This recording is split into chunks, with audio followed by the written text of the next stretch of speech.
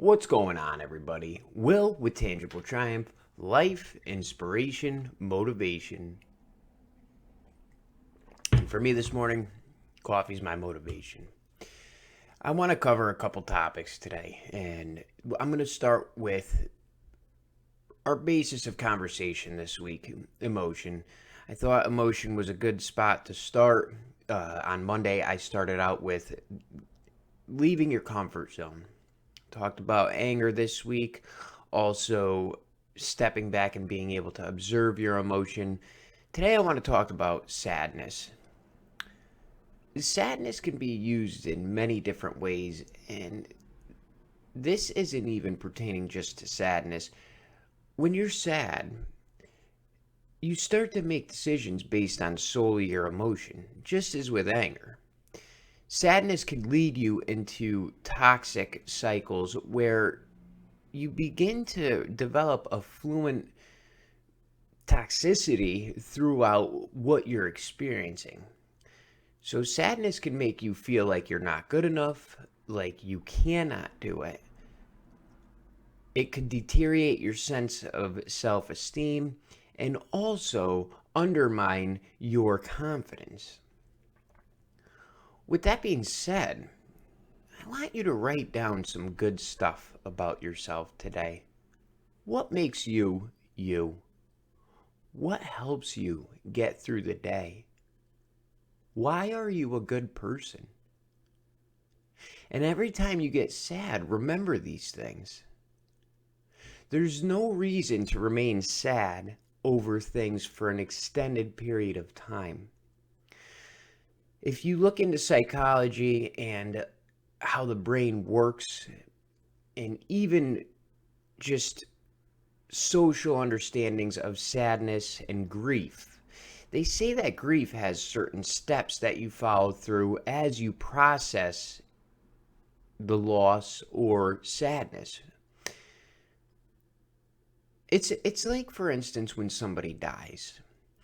You can continue to live the rest of your life in sadness that the person has gone.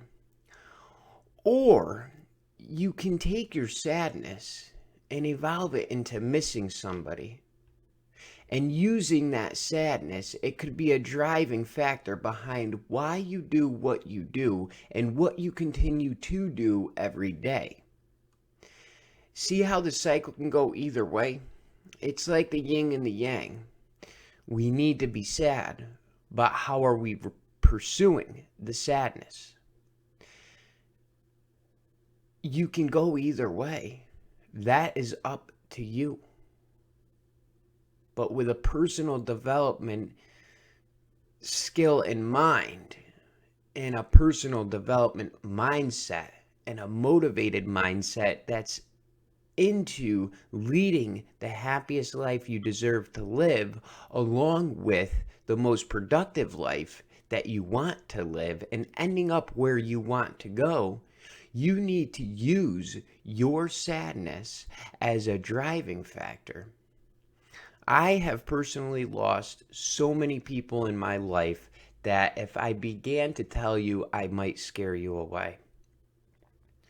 With that notion, I've learned to use my sadness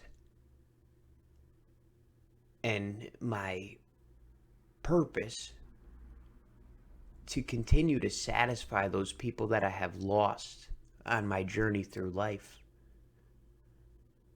I'm getting goosebumps sitting here talking about it. And I've grieved the deaths of others. But throughout that process, I began to understand that each and every one of those persons has a care for me that I don't even understand myself. Now, why would you want to disappoint the ones that we have lost? And this is just one example of sadness. You can relate it to a relationship and losing somebody else. You can relate it to losing a job. You can relate it to feeling as if you're not good enough. You can relate it to basically any scenario in which you feel sadness. Maybe you're not being heard. My only suggestion today is to take your sadness and use that as a motivational factor in your life to successfully win. Have the right mindset, and anything is possible. Just give it a thought. With that being said, as you know, all rivers lead to the same ocean. Just don't swim upstream.